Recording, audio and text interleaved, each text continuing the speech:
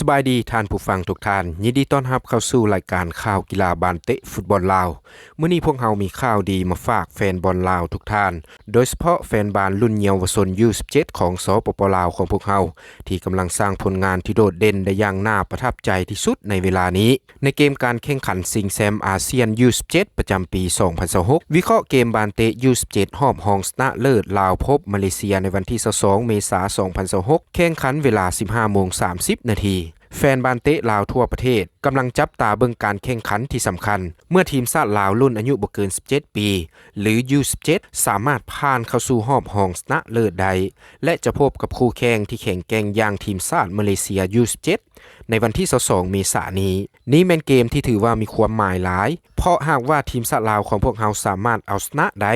จะเข้าสู่รอบชิงชนะเลิศทันทีและจะเป็นการสร้างประวัติศาสตร์ให้กับวงการบานเตะเยาวชนลาวของพวกเราจากผลงานในรอบที่ผ่านมาทีมชาติลาวของพวกเราแสดงให้เห็นถึงความมีวินัยในการลิ่นที่เป็นระบบและมีความกล้าหาญของนักเตะหนุ่มลาวโดยเฉพาะในแนวรับที่ลิ่นได้แน่นหนาและการสวนกลับไวที่มีประสิทธิภาพ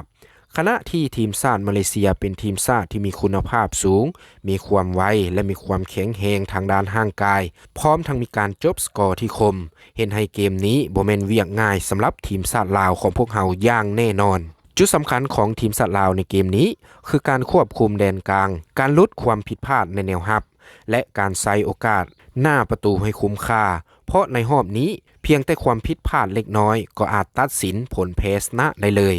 ผู้ลิ่นที่ถูกจับตาเป็นพิเศษคือกองกลางและกองหน้าของทีมชาติลาวของพวกเราที่สามารถสร้างสรรค์เกมและจบสกอร์ได้ดีถ้ามื้อนี้มีฟอร์มการลิ่นมาตามมาตรฐานโอกาสของทีมชาติลาวของพวกเราก็ยังเปิดกว้างเสมอ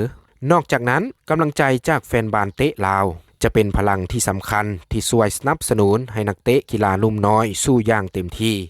เพราะทุกคนรู้ดีว่านี่บ่แม่นเพียงแต่เกมการกีฬาบานเตะทั่วไป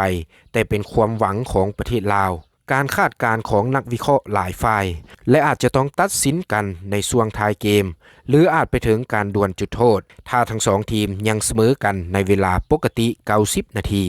สกอร์ที่คาดคิดทีมชาติลาว1ทีมชาติมาเลเซีย1หรือทีมชาติลาวอาจจะชนะทีมชาติมาเลเซีย2-1แบบสุดมันบ่ว่าผลจะออกมาแนวใดการที่ทีมชาติลาว U17 มาได้ถึงรอบนี้ก็เป็นสิ่งที่น่าภาคภูมิใจหลายแล้วและเป็นสัญญาณที่ดีสำหรับอนาคตบานเตะลาวของพวกเราวันที่22เมษายนมาร่วมกันส่งใจเชียร์ทีมชาติลาวให้ผ่านเข้าสู่รอบรองชนะเลิศให้ได้